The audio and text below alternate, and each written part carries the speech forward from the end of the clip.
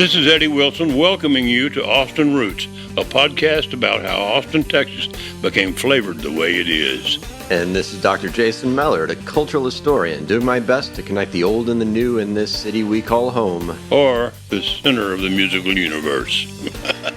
Leea Mechling is the director of the Austin Museum of Popular Culture, celebrating the legacy of the visual and musical artists of Austin, Texas from the 1960s to the present. And she brings to that position so much wisdom, gained through a long history intertwined with that of the Armadillo World Headquarters and the Austin music scene. Thanks for joining us today, Leea.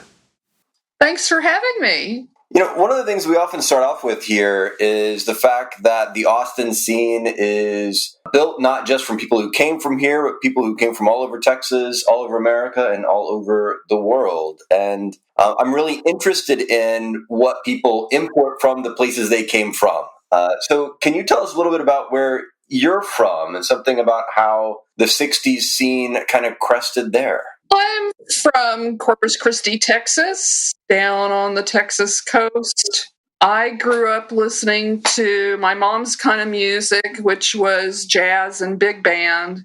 And my dad always said he liked both kinds of music, country and Western. First live music I saw was at a Czech dance hall, the SPJST Hall out on Kostoris Road. It was great. It really, I think, set the scene for loving that kind of music and wanting to know more. And the first real band I became aware of was the Pozo Seco Singers, Don Williams in it. Of course, we just knew him as Don, but loved them and their vocals. And then there was Tony Joe White, Question Mark and the Mysterians. Love them. And I babysat for the news anchor for the ABC affiliate. So my first live show I went to see was in 1968, Ike and Tina Turner. They had backstage passes, so they took me with them, and I was completely overwhelmed. They kept introducing me, and all I could do was stand and nod my head. When I was 11, we would go with this girl and her date, who was a long-haired musician, and we went to Port Aransas and saw a band that meant nothing to me then, but it was the Lingsmen. I don't remember anything about it except the music was loud. And so why did you remember that later? Why did that stick in your head? Because I thought it was a funny name, and a ling is a fish down there on the coast, so I thought in my head it equated to fishmen, lingsmen. I'm weird like that. When I got older and started learning about different bands and how they evolved, read about them, it meant more to me, of course. Yeah, and I'm glad that you said that way, because in almost every history of the 13th floor elevators, they mention that it evolves out of sort of the rhythm section of the band, the Lingsmen, that performed in Port Aransas. And then it usually said that the name is connected to a Chinese restaurant, which we think that it was. But those of us who know the South Texas coast also know the Ling Cod, and that was probably a funny, like maybe even a Kingsman joke, like a Ling King. I don't know. At age 11, you were already on the bus with the future 13th floor elevators.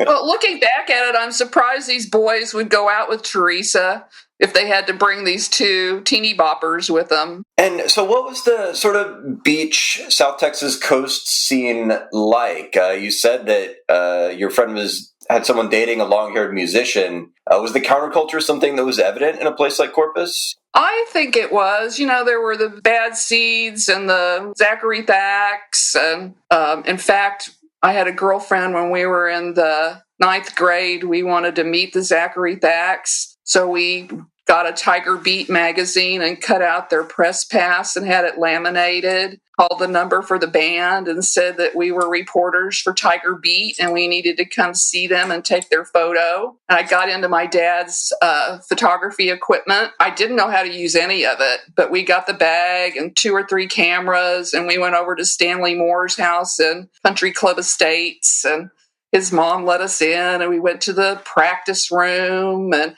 still I didn't know how to use that camera, but I was clicking away, and my girlfriend Julie was asking them questions and writing it all down, and we had such a great time, and we left, and we're like, So now what do? We really have no photos, but we've got all these notes, but we're not reporters. So we just considered it a fun day, and time went by, and I got to be friends with Stanley Moore and John Lopez and reminded them of that. And they thought it was so funny because they thought we were teen reporters, and they were really nervous because they hadn't been interviewed much.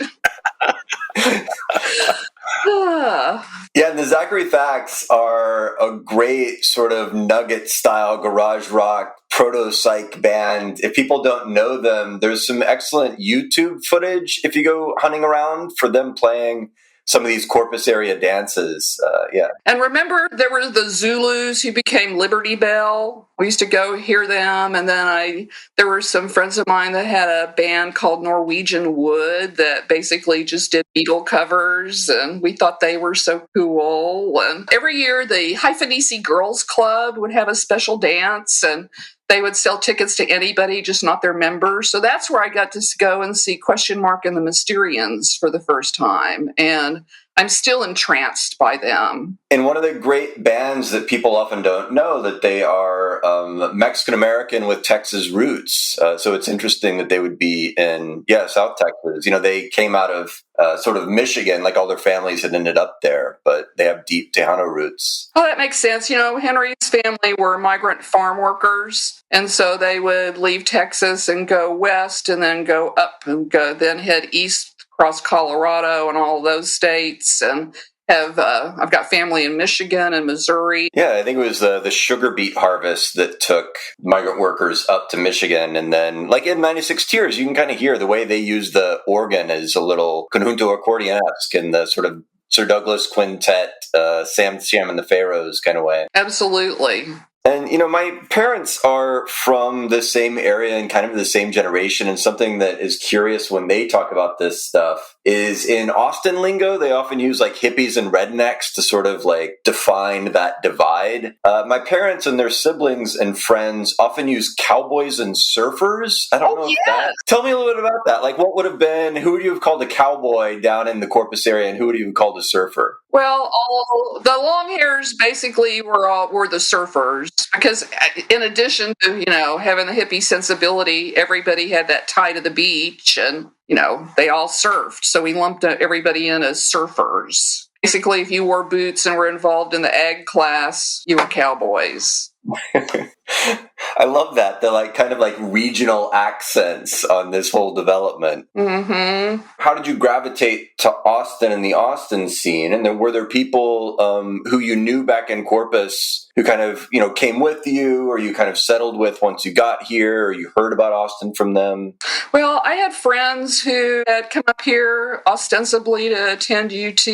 Most didn't stay, and that would have been like John Main and Ken Featherston and Houston Evans. And so I would come up and visit them, and then I got accepted to the University of Texas and came up here to go to school. Henry and I were a couple by then, and just kind of fell in with that crowd. They were all working at the Dillo, and I would go there and hear the shows and hang out. And finally, somebody didn't show up for work one day, and I got a job. I was getting paid to go down there. So what were the years you would have been working at the Armadillo World Headquarters? I got there in 1974. I probably appear on the payroll list to fall of 75. That's when I started getting checks. Before that, they probably were just giving me money out of the tip jars. And I worked there until it closed. And Eddie, do you remember when Leea showed up? This is right in the thick of things by 75. You had a big organization by then. I was probably cast out about the time Leea got there. Depends on when I tell the story. I can't remember when I left. Not till 76. You were the one who got me the better gig up in the front office area. So then if I wanted to 10 bar, those were just extra shifts. But my main thing was sitting at the front desk and answering the phone and filing contracts and typing, because I was one of the few who could actually type. Yeah. Adrian and Leea being the hardest working four-legged animal that we had ever had. Everybody else was kind of, by comparison, was just almost slothful that went up and down the chain.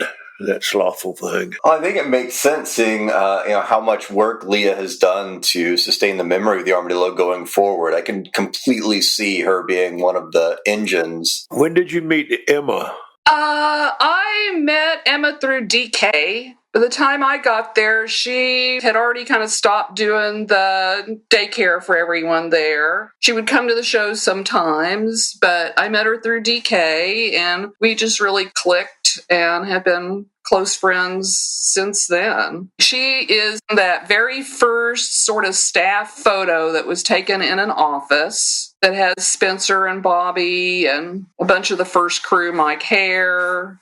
Before the opening night, Bobby gave her $10 and she went to Academy and bought him a Cowboy shirt. Came back and probably fitted it to him. Yeah, Emma was, she was like the Aztec princess on the big calendars. Absolutely. You know what? That was such a great group of people, and my children were raised in the midst of all that. And it was really, really quite a thing to have 50 or 60 people helping raise your child. My son learned how to read at age 3 because Galen Barber taught him how. And maintenance guys would take a break about 10 o'clock and have their first pitcher of beer. And so they'd come get Ben to give me a break, and he would sit there with them, and they taught him how to read. I thought it was really awesome till he went to school, and they had no advanced program in the schools then, and so he would get bored. They finally had to send him to a 4th grade class for reading to keep him busy. Oh, you hippies.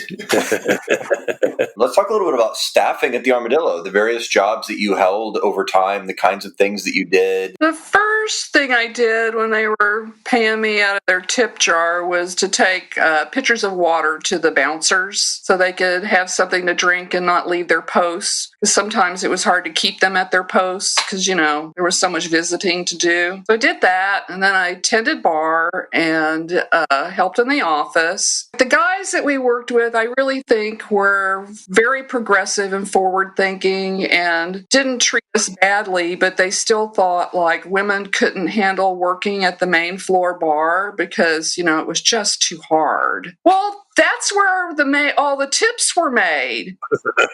They were like, y'all need to we need a shot at that. Wouldn't do it. So finally, I'm trying to think, there were a couple other women. We went and we had made Danny Cebulka come with us, and we talked to Eddie and Bobby Hederman. And so they agreed that in a couple of weeks, there was a big show coming up that would be all women on the main floor bar. Danny and Dale Watkins did not want us to do that, but they agreed. And so we were thinking, all right, how can we really parlay this? We know how to switch out the kegs and everything, and they'll come in and stock the can box, but we got to get some attention. So we went over to Lerner's and we bought some cheap black nightgowns, and we made about $150 a piece in tips. And so the guys went, we need a woman on the main floor bar every show. So that broke that ice. And there was also a position called Rover, and they went around to the different bars and also to the kitchen to make sure they had enough ice and, canned beer and supplies from the coal vault. Well, that person got a full share of tips from every location. And again, it was only the guys who were allowed to do that because we were so weak. But they used a dolly. There was a gal named Joni Hare, teeny tiny thing. She convinced them to let her try it. And so they did, thinking she'd fail. She did a great job. So once again, everybody got a turn. The upside of that, though, was all the cross-training that happened. So truly, if something came up, there was a whole slew of people that could step in and keep that happening.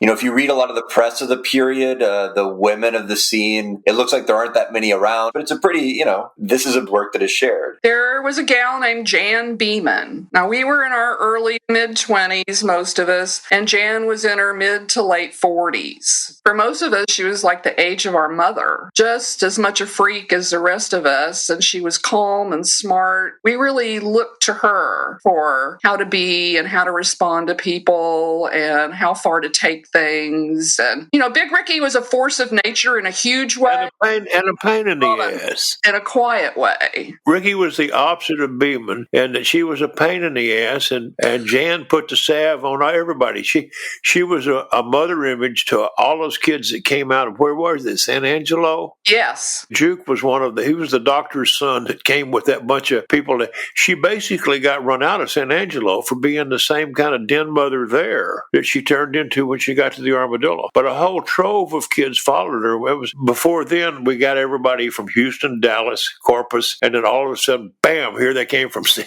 Angelo. Instead of getting freaked out about what the problem was, she taught us to focus on how to resolve it. How do you make this better? Forget really what the emotional part is of this problem. We make it better and keep people happy. And I think a good example of that is when Zappa was coming to play the first time, and he had his reasons, but he didn't want anybody backstage. He didn't want us to have our comp tickets. He didn't want this. He didn't want that. And so she went to him and said, okay, well, you won't get any love and care or food, or we just can't do it. And here's the reason why. And she explained why everybody got comp tickets. She explained why it was okay to go to our offices and go to the staff bathrooms, and completely charmed him. He changed his ways, let all that happen, and he became a real supporter. Absolutely. There's a wonderful picture somewhere of Jan sitting with Zappa bent over a table, and at first it looks like Zappa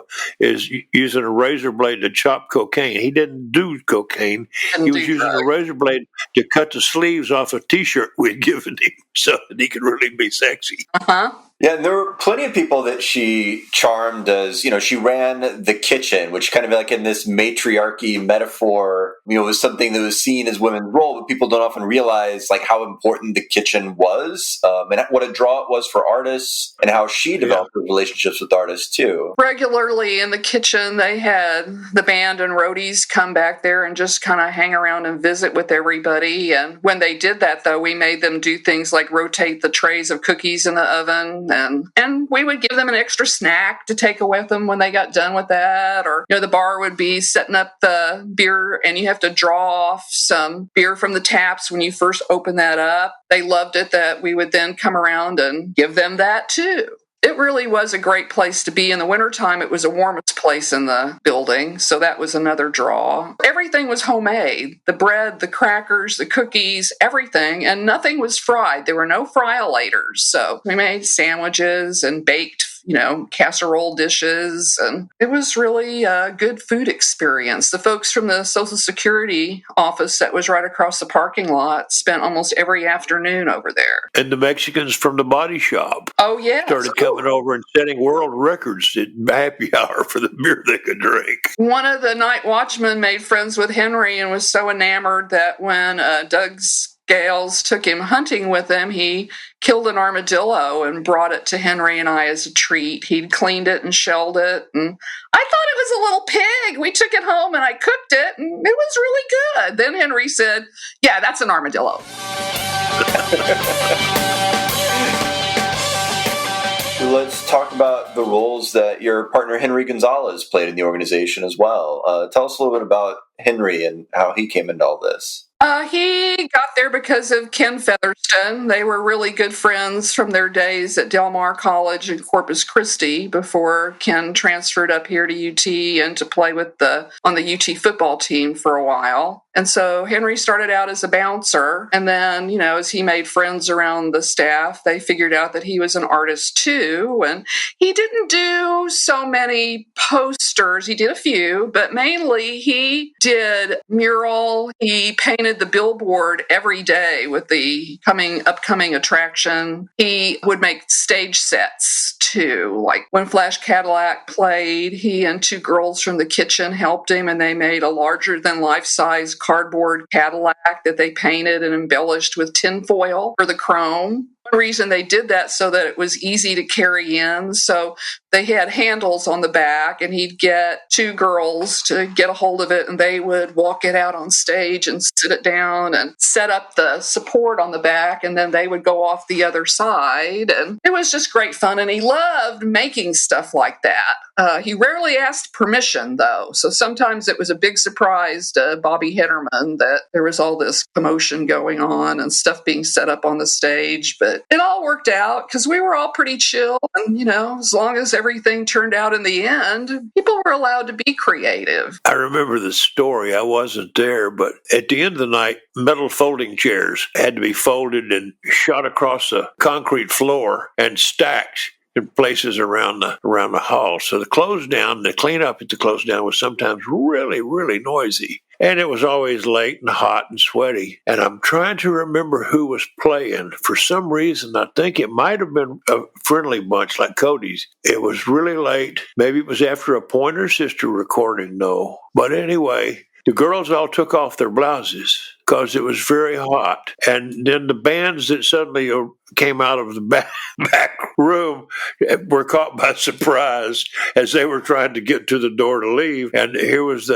the Angels from the Armadillo, just all butt naked and sweaty as hell and throwing those chairs and making this big racket. Nudity meant nothing to us. They didn't take their pants off, and I was too shy to take my shirt off. All the other girls did, whipped them off, and because we had to go pick up every single pitcher and wash them, and the ashtrays, while the guys were throwing the chairs to put them away over on the side so the maintenance guys could maybe even do a quick mop. But the band thought that what they saw was an invitation to come over and get a handful. The bouncers saw that happening, and there was almost World War III. That's now how it went here. And you know what? They accepted that, and they were back a couple more times and never did that again. We did break some norms. We showed them things that they hadn't seen before. Yeah, so the worlds of Southern rock and Armadillo were different in these small kinds of ways, and you had to instruct them how that was so. Yeah. Who was the guy singer for Cody? Billy C.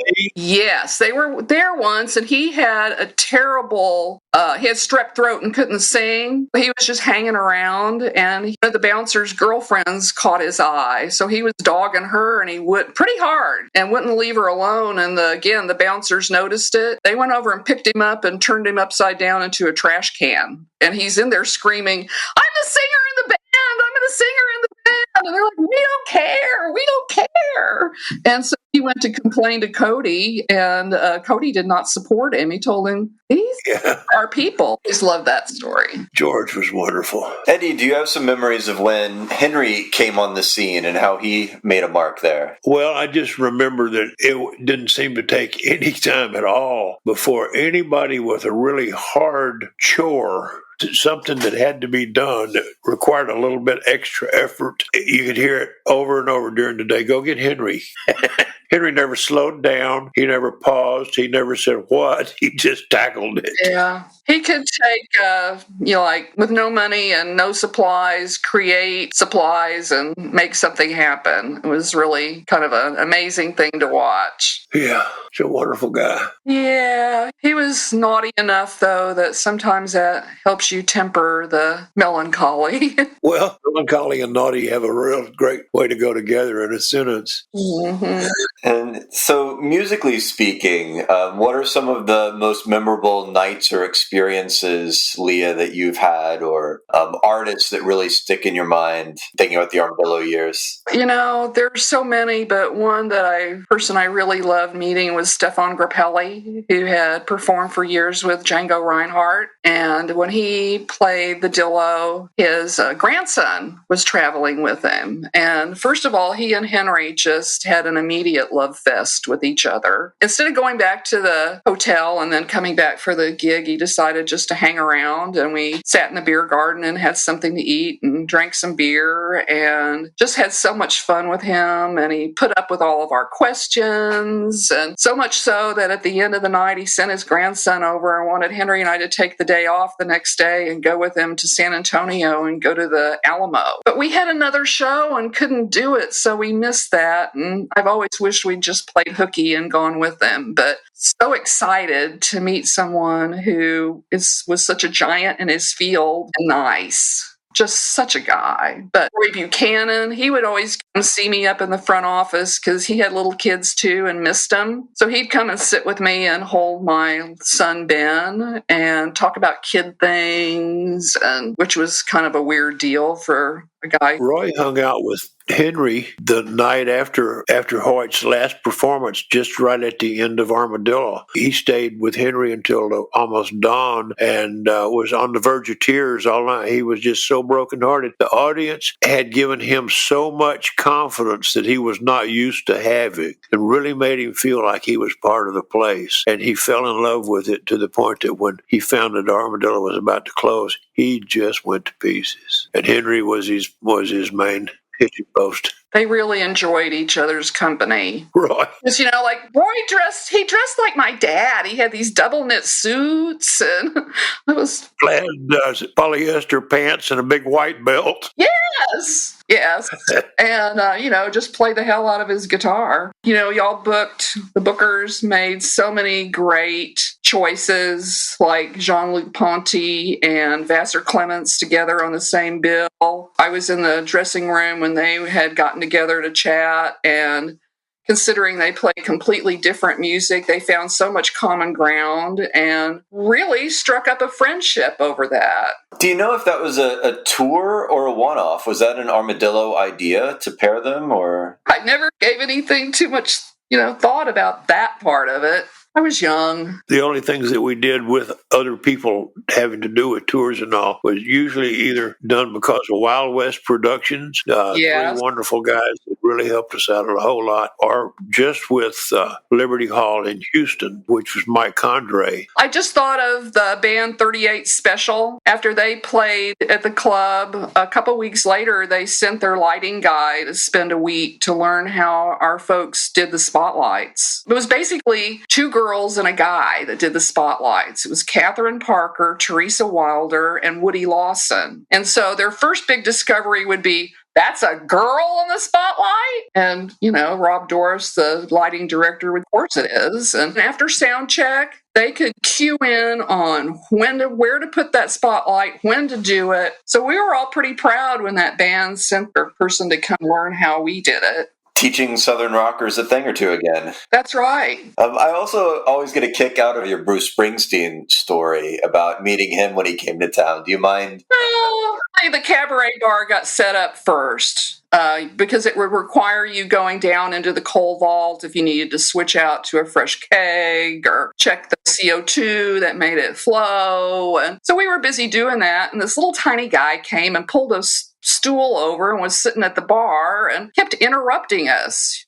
Do you do this often? Are you staying for the show? And we're like, yes, we're staying for the show. Have you heard of the band? We're like, bunch of Yankees that think they can rock and roll. We'll see. He hung in there with us. He hung in there till they went to the hotel to change clothes. And so then the show happens. And of course we saw and heard it and were completely overwhelmed and impressed. And then I was so embarrassed. And it was my turn to take nachos back to the dressing room after the show. So I did, and he was waiting there at the door, and he says, so what do you think about these Yankees now? I did laugh, and I agreed that they were wonderful, and they really were. Just all the individuals in the band were great, and he was really on the cusp of skyrocketing to the next level. Henry and Clarence became friends and stayed friends until Henry died first, I think. One thing that they did, not that first time, the second time that I was there that they played, they came out afterwards while we were cleaning up, and they played Beatles songs for us. Tell you how sweet that was of them to do it, because they could have just left and either gone to party or back to their hotel, but they stayed and hung out with us. Didn't you pick them up at the bus station the first time? Yes. Yeah, you borrowed one of Mariotti's Cadillacs, I think. Yes. It wasn't just me, probably Emma and a guy, because we weren't sure if they'd need help. And that was pushing it because we weren't sure then how many people we could fit in the back seat. Yeah. And we were just amazed that they'd actually taken a bus. From Houston. Like a Trailways bus. After gaining this training and skills on the job at the Armadillo, you and Henry in various ways stayed in touch with and involved with the Austin music scene as it continued to develop in the 80s as well. What was sort of your arc coming out of the Armadillo? What were you and Henry up to at that time? We weren't unusual in this, but it took us a while to actually find a job. I had to do some restaurant work. I worked for a place called Jalapeno Charlie's. They would always make me have the difficult people who would come in, like the people who would throw their tostadas up on the ceiling to see if they'd stick. So my mode there was to go over and make them pre-tip me. And they did that and threw food up there that would stick. I'd go get the broom and make them stand on a chair and knock it down back on their table. But one day Ray Benson came in to play the pinball machine, and I was tending guard. He came over and he was like, "What are you doing?" I'm looking for a job. So that's how I got my job with Asleep at the Wheel. And Henry did work for various bands too, Beto and the Fairlanes a lot, because he and Dude Skiles were such good friends. But he went out on the road with Gregg Allman, and he took care of Gregg's equipment and then was like his stable pony. He went with Gregg and played a lot of golf, and Gregg was trying to stop doing cocaine, and so Henry's job was to keep him away from those friends. And then he was doing work for Stevie Ray Vaughan and did that off and on until Stevie's fatal accident. He worked for Asleep at the Wheel and the Thunderbirds, and did work for the Musicians Union. He was the stage manager for their free concert series in the summer for, 15, 20 years doing that. And all the while doing his artwork and making T-shirts and making people laugh. And then in 2004, we opened the South Austin Museum of Popular Culture. What is the South Austin Museum of Popular Culture, now the Austin Museum of Popular Culture? How did the decisions go to form it? Like, how did that come to be? Well, for years, and it started during the Armadillo, Henry was a firm believer that the posters that were being made were more than an advertisement. They were an art form of themselves that needed to be celebrated and preserved. And so he actually started collecting posters in 1968, but really worked on it hard at the Dillo. And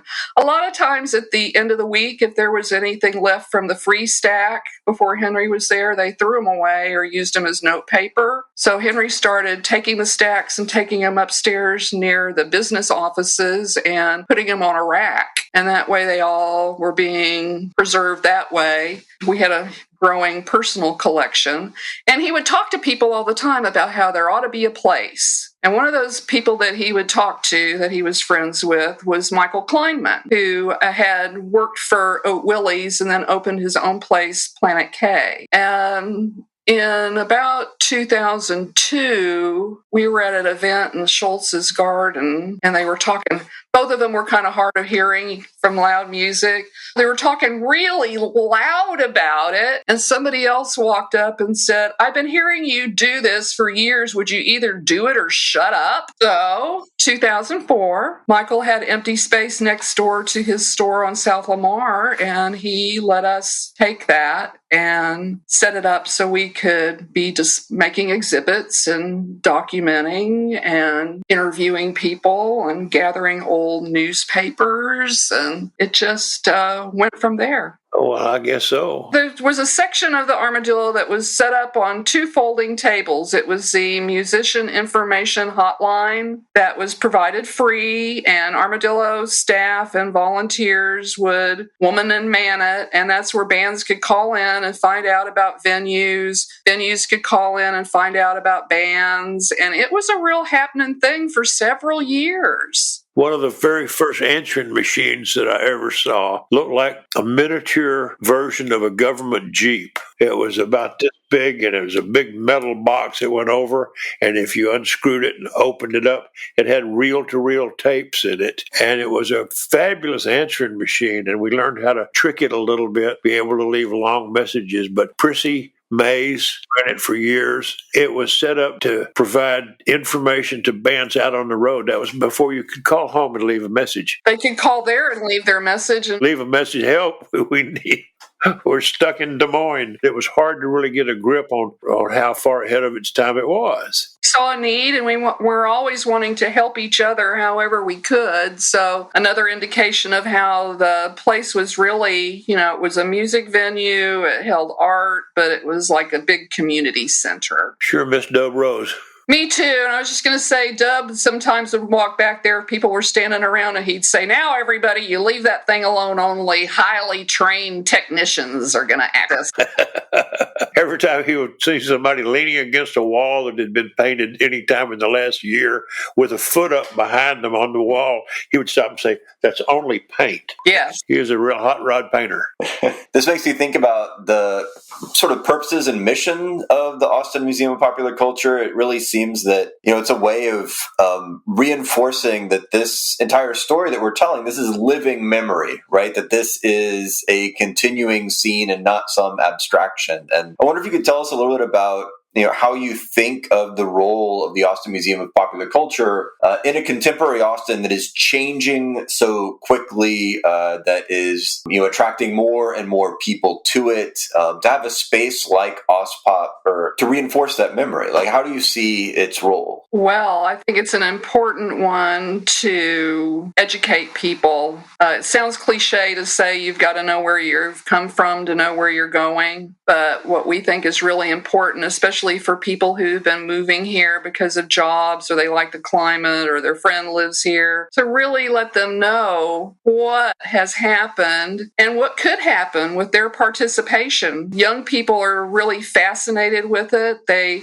sometimes don't really understand how, with no money, people were able to get things done. And it gives us an opportunity to talk to them about that and remind them that when this was all going on, Eddie was maybe 30 years old. We were in our early 20s. We took a chance. So we try to tell people, show them this and how they can move forward and be authentic. Don't try to emulate some other place. Just, work with what's here and to help each other, to lift each other up, because prosperity doesn't always mean dollar signs. And to share music and share art really expands your heart. And people respond to that. We've had folks come in that were reluctant transplants, and they look through the stuff, and we talk to them about things and show them, spend time with them, and they're invigorated and inspired. And we've had young people come back and say, I'm learning to play an instrument, or I'm getting with people and we're going to make art collectively. And that's great to keep things moving forward and not stagnate or, become just anywhere USA. Austin has such a rich history, beyond the music and art, and Eddie's a really good resource for talking about that. The things that have happened here musically, that little microcosm, it can keep going on, not in the same way. It's going to have to be different. And you see all the young, talented people that are here, Mike Buck's kids and Yves Monse's. There's so many that have come up through the ranks. Gary Clark Jr., the Black Pumas. It's really heartening. And I think that, a place like AusPop is really helpful in that, and providing some context. Come in and actually physically see and touch these things and talk to people who were there and experienced it. Henry was particularly good with people at the museum. He loved to talk. He would talk about other people and what their contributions were and how people tied together. And it's, I think, a beautiful thing. Yeah, I think Henry was one of the sneakiest teachers I ever had, because I didn't always know that I was learning something, or I wasn't, as an historian, I'm in the practice of trying to really ask these questions and always be learning something. And oftentimes I would just be having a normal conversation with Henry and I'd come away from it and I learned 5 things. Yeah. AusPop is a way to, provide a platform to make those connections. Well, and bands like the Black Angels that did a lot to further psychedelic music and how it has evolved over time. Those are great young people and so talented. And, there are artists like Mishka Westel is really carrying on the tradition. And I love how she can channel each one of the Armadillo artists and their styles, but yet has made her own style out of it. Yeah, she's really an important young artist in this town. Yeah, and I first learned of her work through you guys as well, right? That you would exhibit this younger generation of artists and lift them up too. We try to do something old, something new to let people see how it can be the same but yet different. And we know from helping each other when we were young that everybody just needs a little hand up. Or like Margaret used to say, when you get let in, run to the back door and see who else you can let in. And I think that's really important because it lets people be part of the scene and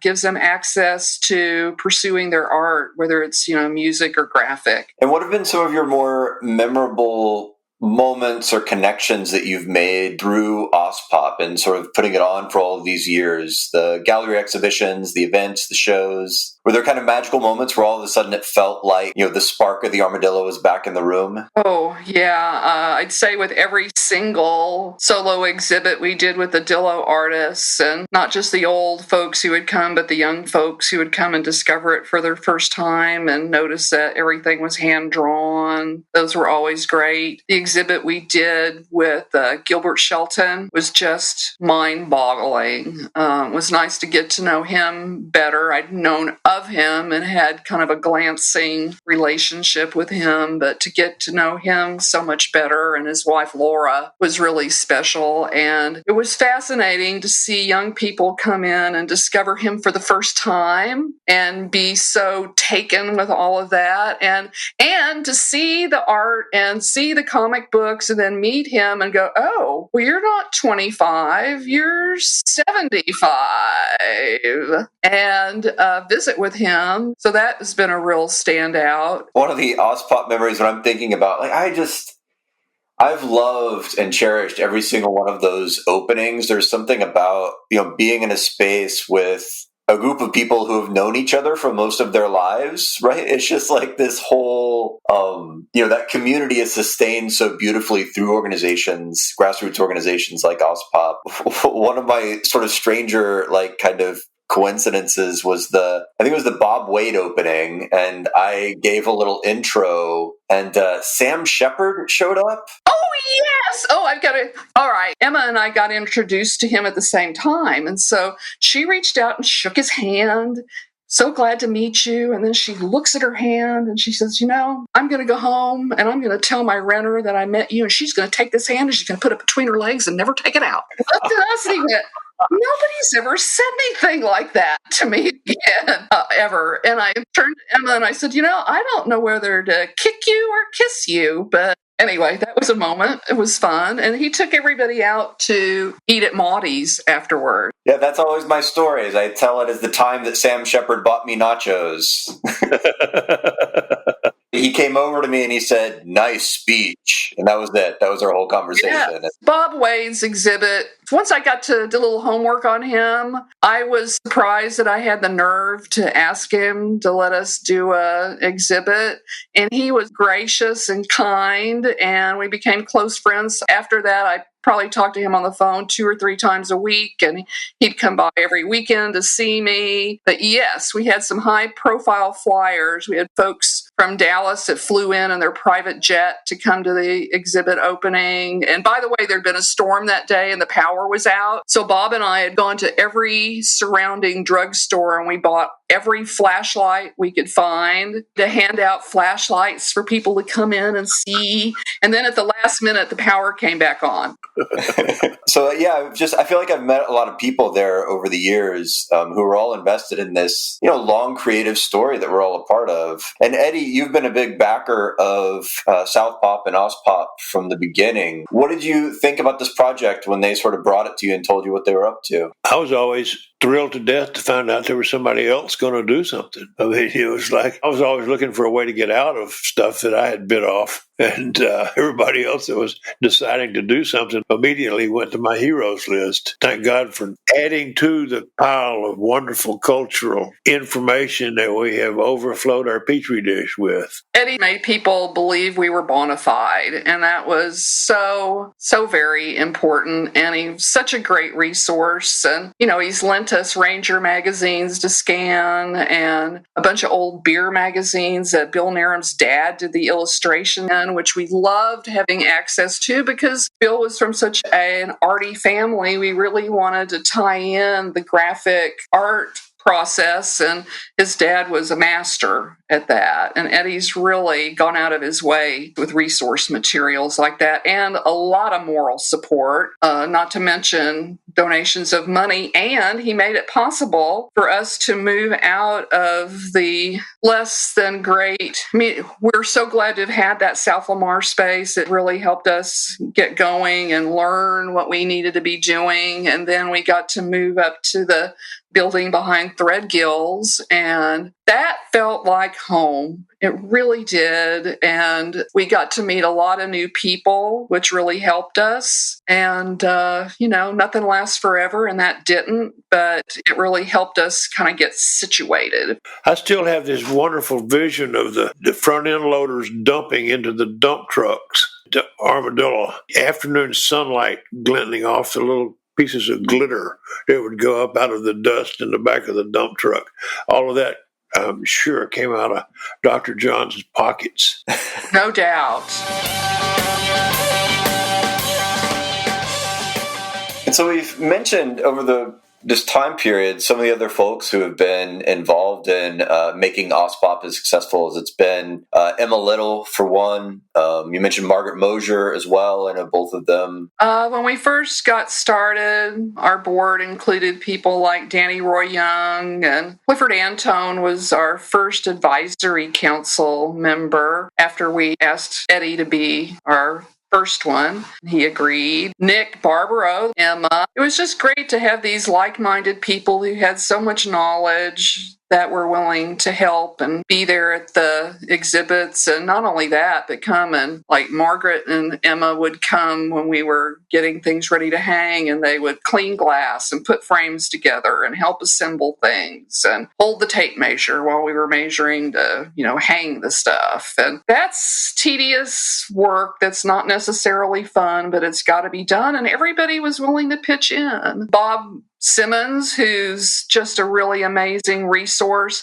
He was not a believer at first and came by and gave me some shit, which was fine. I gave him shit back, but then he quickly got on board, and I love being able to contact him and say, I need a picture of Gary White, and bing, bang, boom, he sends me these beautiful photos that he'd taken. I mean, he really worked across the decades. Great imagery of the 13th floor elevators, Billy Brammer, Gilbert Shelton, just so many people who were involved in the scene. And, thank goodness for folks like that back in the day that actually owned a camera.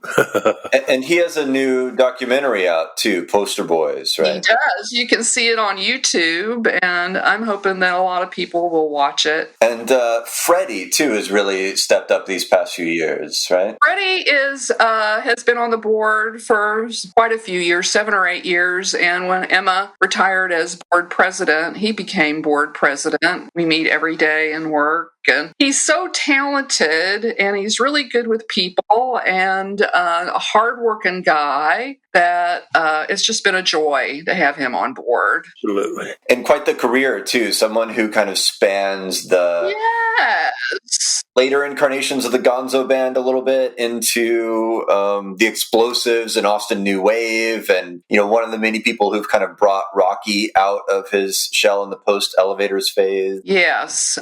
He was in B.W. Stevenson's band. He's really had a very interesting career and, has his own record label, Freddie Steady Records, and is successful with that. Just a hardworking guy and knows so many people. And he's been such an asset because, he is a great guy. And so when he goes to people and says, hey, would you consider? They always say yes. whether they're appearing as a band or contributing materials or just coming by to visit. He's really given us entree to a lot of different folks. And then bringing it full circle, too, one of the things I learned from him and talking to him is that his family has histories in the Texas Czech bands. I can't think of the family name right now, but they're like the longest running Czech band in the state. So a big musical history there, although neither of his parents were musically inclined. His mom says she knew he was going to be a drummer because of the way he beat on the pots and pans. But when he first expressed a desire to play the drums, they supported him in that. And his dad even remodeled their house so that the upper floor was his music area. It had a little, rock drum riser. The band would come and rehearse there, and they played Gloria a lot. And he said once his mom yelled up, "Boys, do you know another song?" He started one of his first performances when he was 10 years old and just kept it up. He did go to college for a while, but left to pursue his music. So one of the testaments to the work that AusPop has done as both an archive and an exhibition space is that work has been recognized and amplified by people who are kind of inside these establishments. So, for example, big exhibitions that have been mounted by both the Wittliff Collections at Texas State and then more recently, too, the Country Music Hall of Fame in Nashville. I wonder if both of y'all could speak a little bit about, what it was like working with these groups and seeing your experiences commemorated by, university archive museums or the Country Music Hall of Fame, which I think none of us at the beginning of all this maybe thought that was a place where we'd be. When the Nashville people were first working on that exhibit, people kept telling them to come see us, and they didn't really want to. So they finally called and said, well, we're on our way to the airport, so we'll come by for about 20 minutes and, see what you got.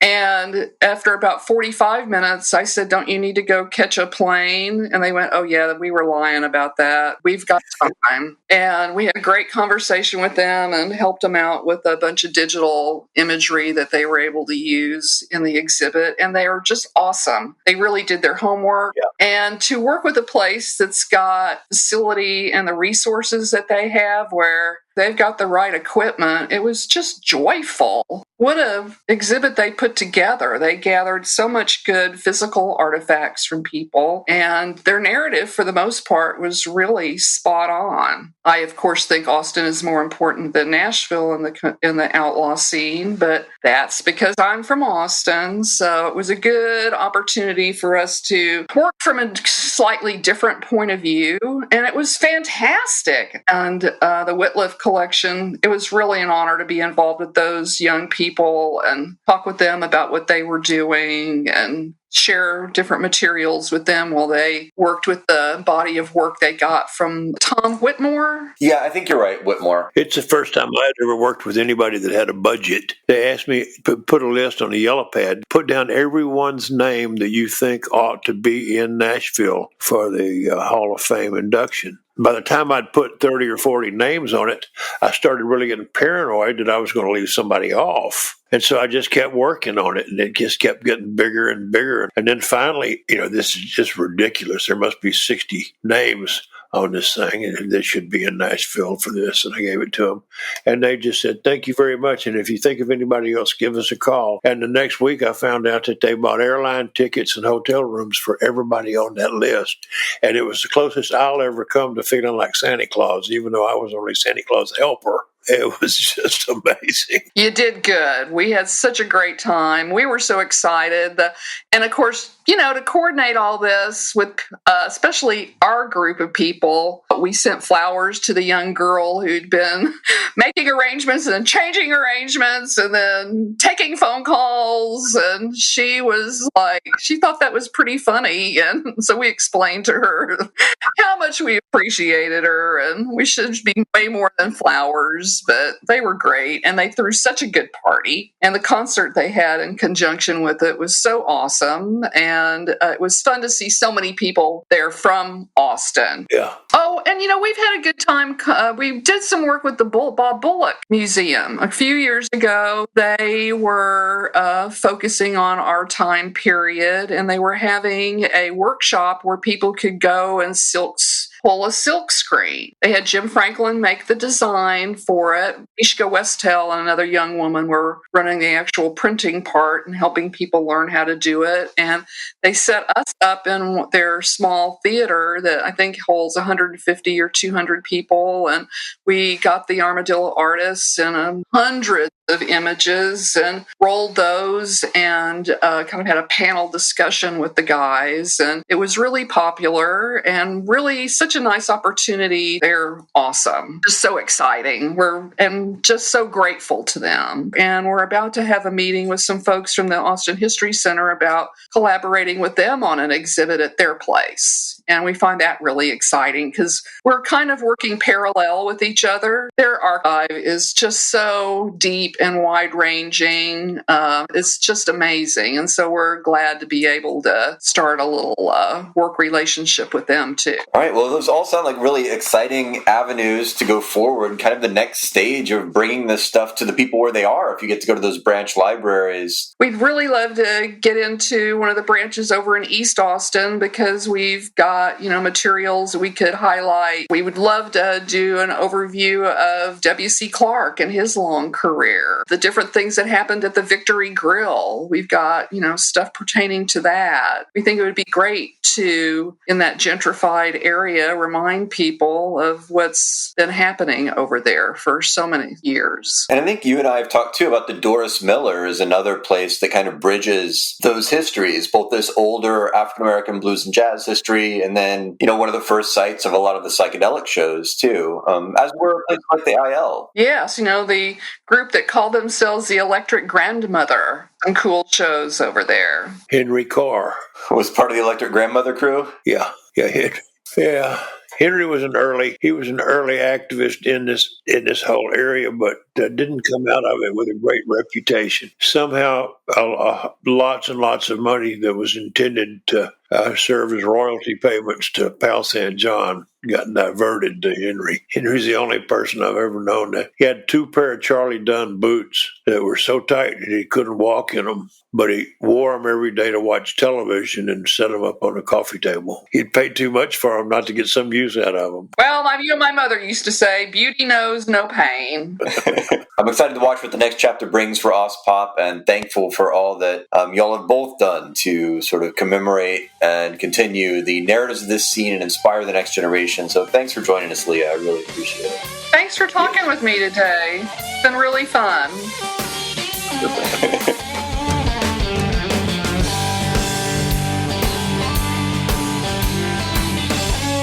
Austin Roots, executive produced by TSSI, produced by Renee O'Connor. Crybaby, courtesy of Jake Andrews Music. You need to get the memoir so you can get ready for the pop quiz. Go to threadgills.com and get Armadillo World Headquarters, a memoir. Do it now. Do it right.